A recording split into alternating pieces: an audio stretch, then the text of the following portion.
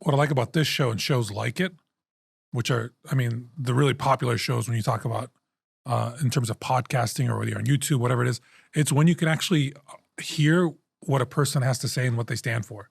So authentically getting to know people, which there's always been a barrier in media between who someone actually is and how the media represents them.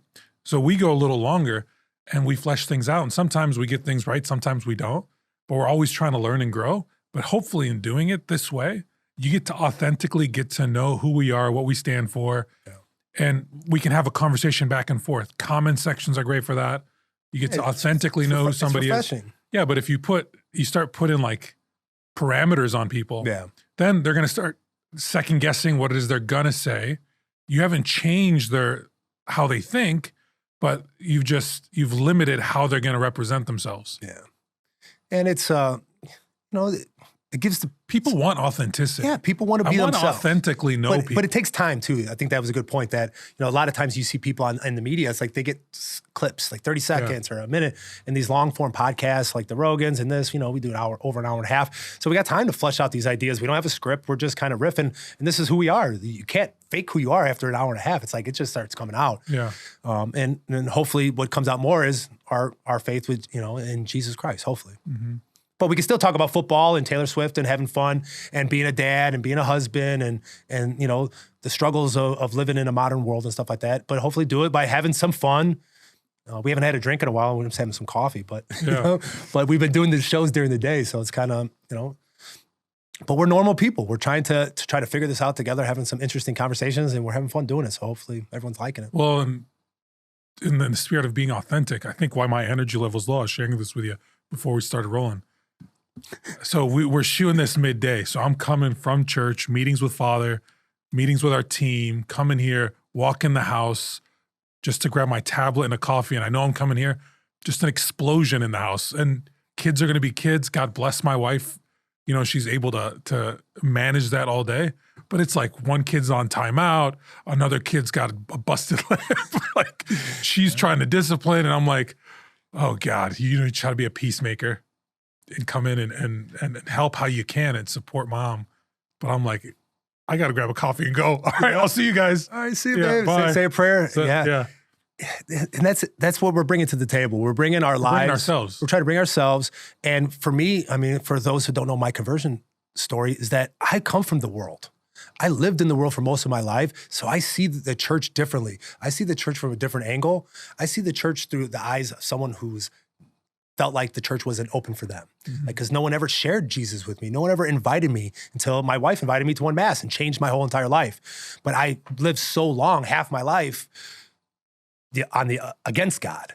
Now trying to live for God, it's just I see things differently. I see things different than a cradle Catholic would see it because I have a different lens. I have a different eyesight. I still believe the same things, but I just have a different experience of what I'm bringing to it. So it's just, I hope that somebody who's watching this can see, oh, he seems like he's a normal guy. He's, he likes to have fun. He goes out, he likes his friends, likes his family, he plays sports, he works out, he does these things, but he makes sure to find time for God first. And he wants to be the best dad. He could be a husband. I want to aspire. I want to do those things. And it's been a process. And I've been working at it because I've had mentors. I've had people help me.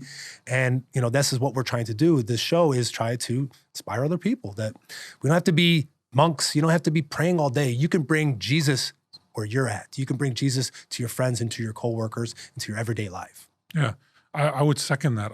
I want to be the best husband I can be.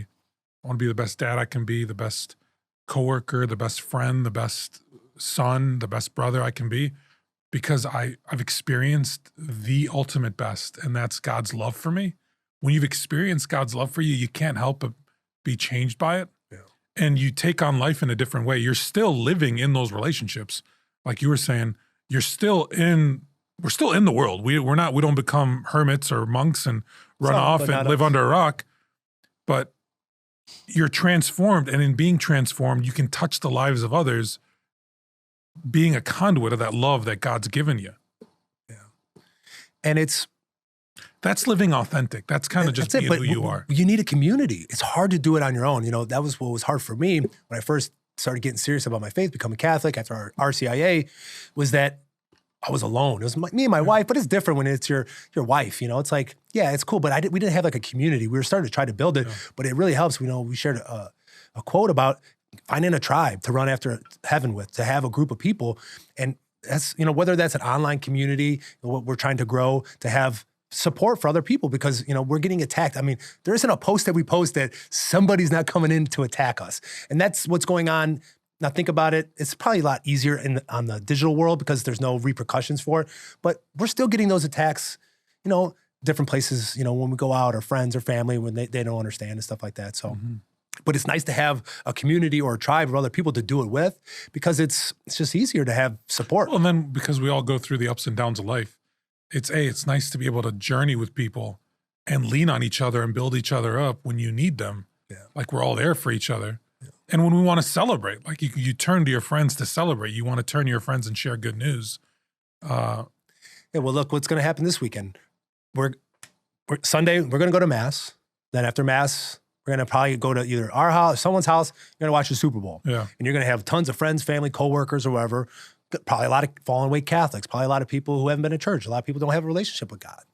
Are you going to see this as an opportunity just to be like everybody else? There is going to be an opportunity, though, to kind of maybe not be weird, but to be normal. There's supposed to be supposed to do a commercial, and they're supposed to stop the Super Bowl and say a prayer. So this is a good opportunity for someone to say, you know what, maybe try to be bold. Be bold, be Catholic.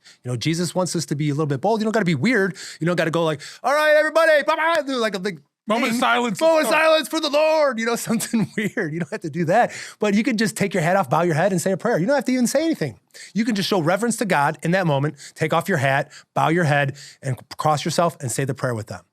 Mm-hmm. That would just be a sign or a testimony like, oh, man, wow.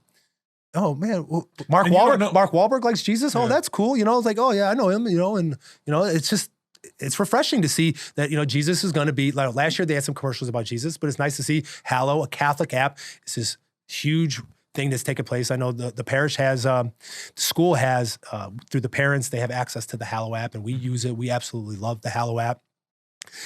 Just last night, we fall asleep to Jonathan Rumi just about every night. My wife loves the sleep meditations.